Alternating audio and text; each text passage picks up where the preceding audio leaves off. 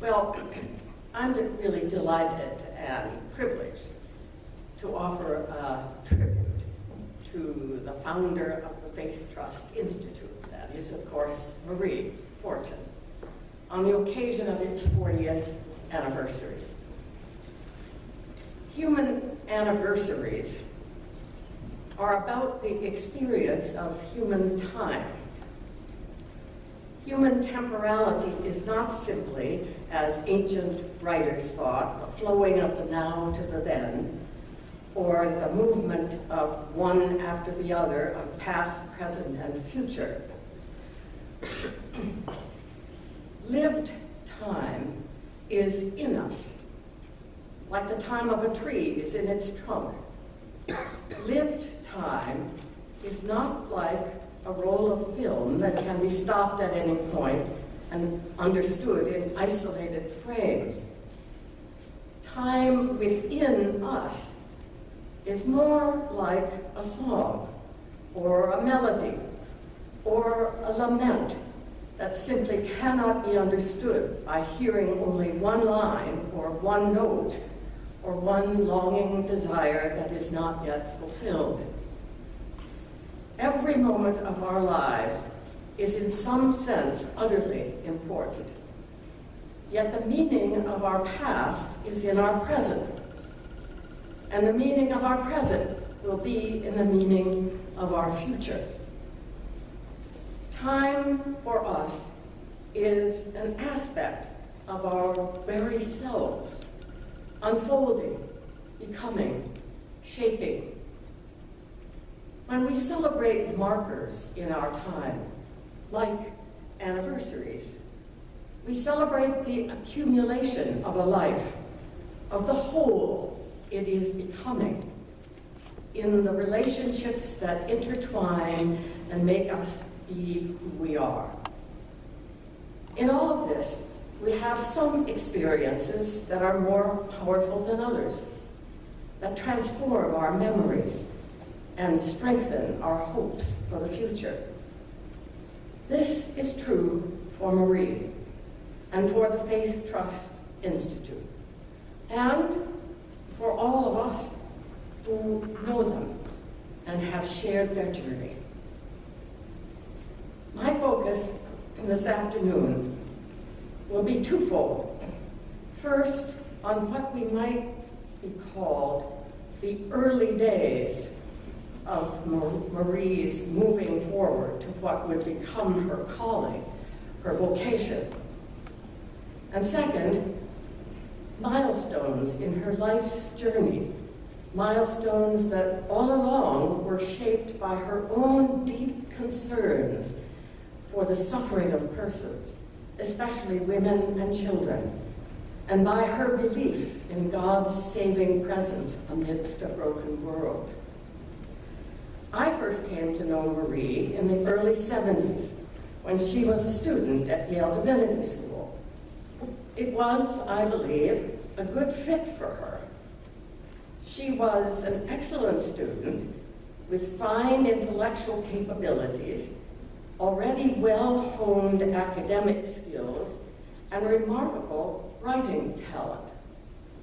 Time and again, she showed a comprehensive grasp of key theological as well as philosophical concepts, an ability to use a variety of analytical methods, and a growing political sophistication. She also brought with her organizational skills and a profound concern for social justice, particularly issues focused on concrete aspects of sexism, domestic violence, and racial justice. Add these to her growing awareness of similar problems in the churches that cried out for attention and remedy. We cannot be surprised at the directions she took after her studies. There are milestones over the years of Marie's life that are profoundly important, not only for Marie, but for many others. The first one, perhaps, was her decision to stand for ordination. This was not a simple matter. Congregational ministers at that time, which was 1976, were expected to serve in a parish, a congregation, something Marie did not really want to do. It was not her perception of her vocation. Her call was a special commitment to the unchurched. She wanted to take her stand within the world, to challenge a social and political order marked by sexism, racism, misogyny, harm being perpetrated among children as well as vulnerable women and men. Yet Marie committed herself to stand with the church. She forfeited, as it were, by her ordination, the opportunity to stand outside the church. Fortunately, the New Haven Association of the United Church of Christ recognized Marie's real call and ordained her to go forth and do the work of helping the church, building faith communities, to address in particularly, at this point, violence against women.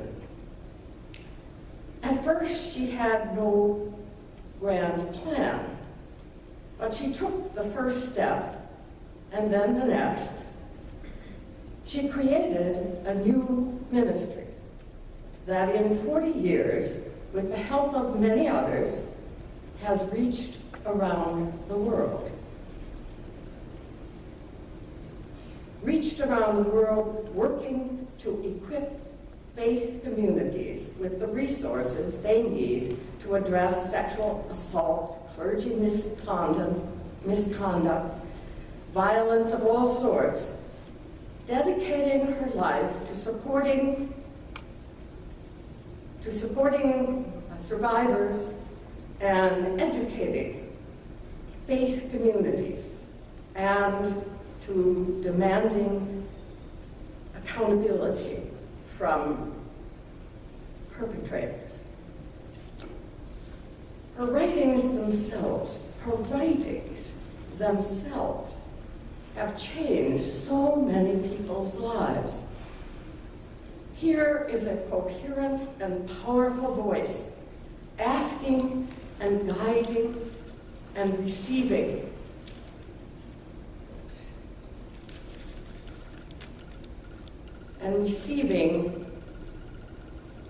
Not only the questions that must be asked, but offering answers, not afraid of facing unmentionable sins again and again, so that all of us can keep the faith,